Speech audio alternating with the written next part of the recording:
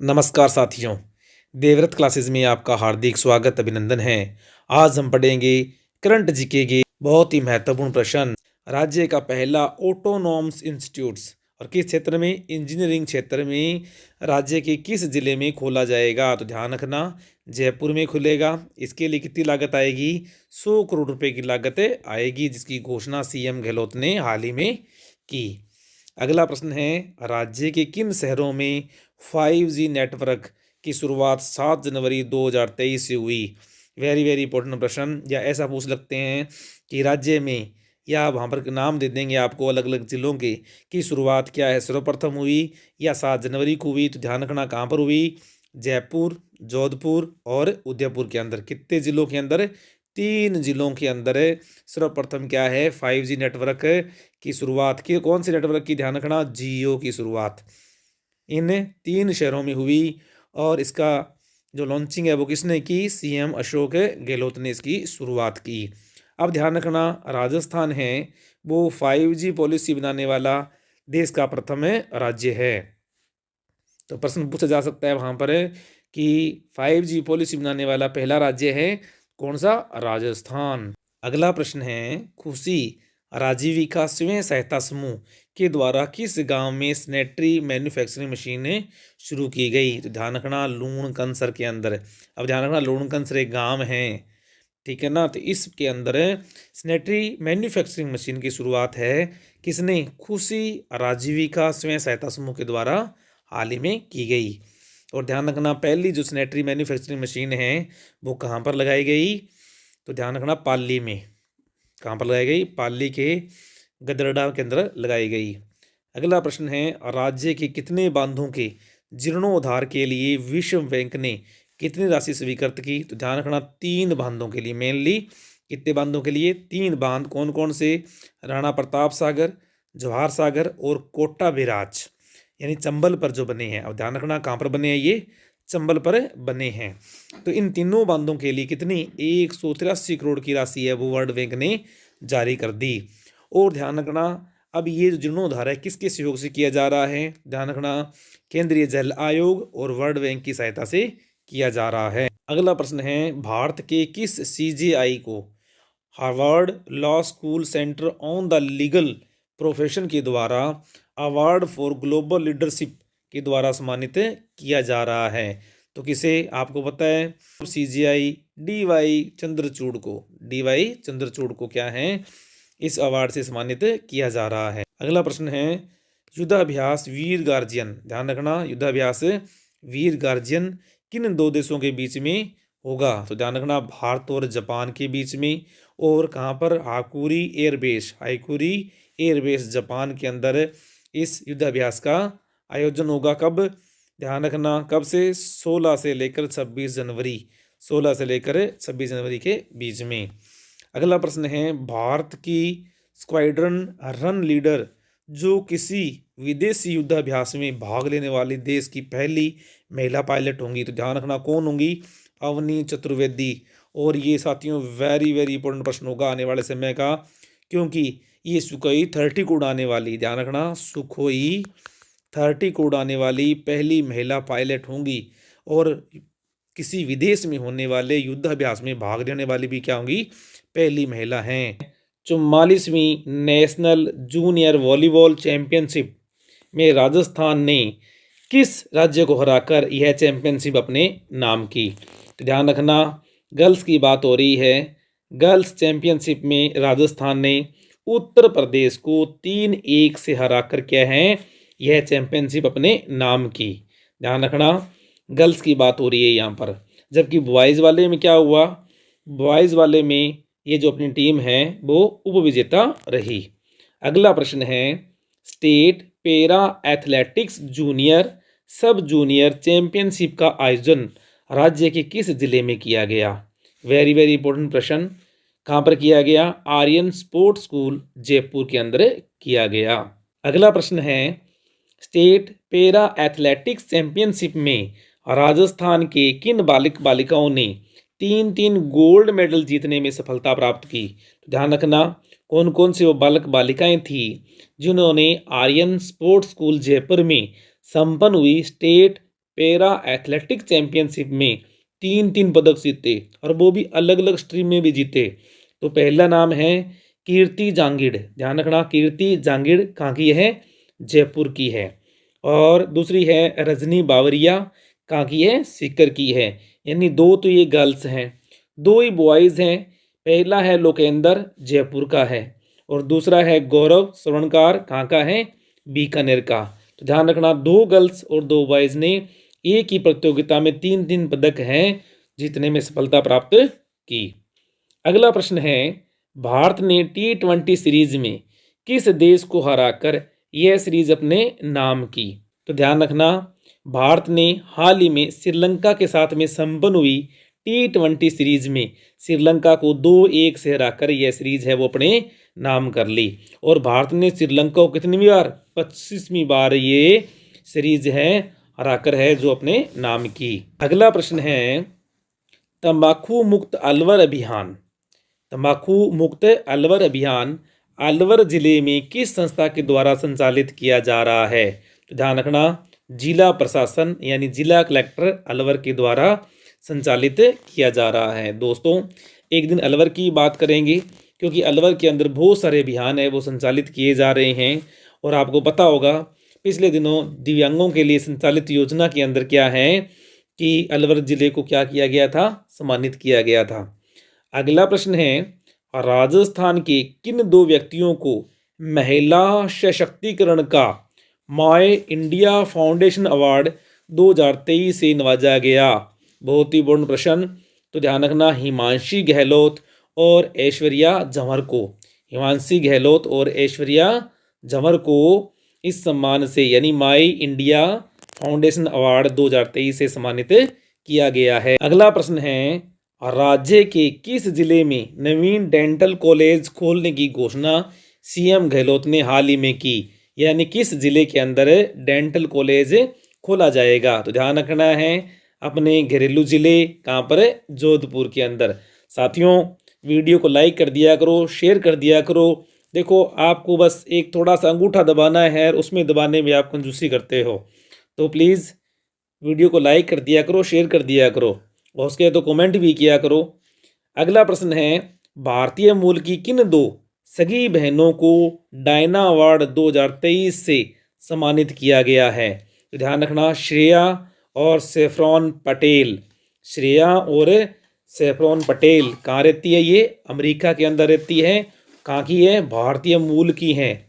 और दुनिया भर के बुजुर्गों को चिट्ठियाँ लिखकर उनका अकेलापन दूर करने के लिए उन्हें इस सम्मान से क्या किया गया है? सम्मानित किया गया है। और राज्य के किस जिले में पर्यावरण को बचाने के लिए पर्यावरण यात्रा निकाली जा रही है? देखो साथियों, बहुत ही महत्वपूर्ण पर्यावरण यात्रा निकाली जा रही है। तो किस जिले में? बीकानेर जिले में। कब से? 9 जनवरी से लेकर 26 जनवरी तक ये यात्रा चलेगी। और कौन निकाल रहा है? मानव धर्म प्रचार सेवा संस्थान, सेवा संस्थान द्वारा। और गांव गांव ढाणी ढाणी में जाकर 10,000 से अधिक पौधों क्या है? वितरण किया जाएगा। अगला प्रश्न है, भारतीय मूल की किस सिख महिला ने अमेरिका में पहली सिख जज बनने का गौरव हासिल किया? अमेरिका में पहली सिख जज बनने का गौरव हासिल किया। कौन है? मनप्रीत मोनिका, मनप्रीत मोनिका। ये अमेरिका के टेक्सास शहर में पहली सिख जज बनने का गौरव हासिल किया है। अगला प्रश्न है, खेलो इंडिया अभियान के तहत मल्टीपर्पज इंडोर स्टेडियम का निर्माण राज्य के किस जिले में किया जा रहा है? तो ध्यान रखना, किस जिले में किया जा रहा है? चित्तौड़गढ़ में। कितने रुपए? 4.5 करोड़ रुपए की लागत से, 4.5 करोड़ रुपए की लागत से। और इसका शिलान्यास हाल ही में क्या है? केंद्रीय खेल मंत्री श्री अनुराग ठाकुर ने किया। अगला प्रश्न है, हाल ही में राजस्थान विश्वविद्यालय का कौन सा स्थापना दिवस मनाया गया? वेरी वेरी इंपॉर्टेंट प्रश्न साथियों। कौन सा? 77वां यानी 77वां स्थापना दिवस मनाया गया। और आपको पता होना चाहिए कि आज़ादी से पहले बनने वाला एकमात्र राजस्थान का विश्वविद्यालय कौन सा है? जिसे हम कहते हैं RUB कहते हैं, राजस्थान यूनिवर्सिटी। कब, अब इसकी स्थापना कब की गई थी? 8 जनवरी 1947 को इसकी स्थापना की गई। और हाल ही में कौन सा 77वां इसका स्थापना दिवस मनाया गया है। अगला प्रश्न है, दिल्ली की तर्ज पर राजस्थान में राजस्थान इंटरनेशनल सेंटर कहाँ स्थापित किया जा रहा है? राजस्थान इंटरनेशनल सेंटर की स्थापना कहाँ की जा रही है? तो ध्यान रखना, झालाना संस्थानिक क्षेत्र जयपुर में। झालाना संस्थानिक क्षेत्र जयपुर में। ये प्रश्न भी साथियों बहुत इंपॉर्टेंट है, क्योंकि दिल्ली के अंदर इंडिया इंटरनेशनल सेंटर है वो स्थापित है। इसी की तर्ज पर क्या राजस्थान में राजस्थान इंटरनेशनल सेंटर की स्थापना की जा रही है। अगला प्रश्न है, राज्य की पहली आत्मनिर्भर पुलिस लाइन किस जिले में बनाई गई? तो ध्यान रखना, आत्मनिर्भर पुलिस लाइन है कहाँ पर बनाई गई? राजसमंद में बनाई गई है। अगला प्रश्न है, world wide life fund for nature द्वारा राजस्थान के किस अभ्यारण्य में शिकारी पक्षियों के संरक्षण की योजना चलाई जा रही है? शिकारी पक्षियों की संरक्षण की योजना कहाँ चलाई जा रही है? ध्यान रखना, ताल छापर कृष्ण मृग अभ्यारण्य कहाँ पर? चूरू में। ताल छापर अभ्यारण्य सीधा ध्यान रखना में ये योजना चलाई जा रही है। अगला प्रश्न है, वर्ष 2023 को किस अंतर्राष्ट्रीय वर्ष के रूप में मनाया जा रहा है?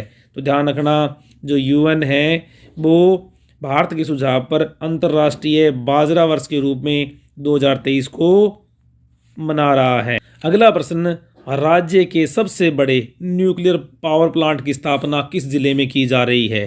तो राज्य के सबसे बड़े न्यूक्लियर पावर प्लांट की स्थापना कहाँ की जा रही है? बांसवाड़ा में। कहाँ पर की जा रही है? बांसवाड़ा में। और इसमें क्या है, 4 इकाइयाँ लगेगी। पूछ रहे थे कितनी इकाइयाँ लगेगी? 4 इकाइयाँ। प्रत्येक इकाई कितने मेगावाट की होगी? 700 मेगावाट की। तो कुल इसकी जो उत्पादन क्षमता होगी वो कितनी होगी? 2800 मेगावाट। और राजस्थान का कौन सा है ये? राजस्थान का दूसरा पावर प्लांट है। अब देखो, राजस्थान का पहला पावर प्लांट कहाँ स्थित है? आपको पता है, रावत भाटा में। कहाँ है?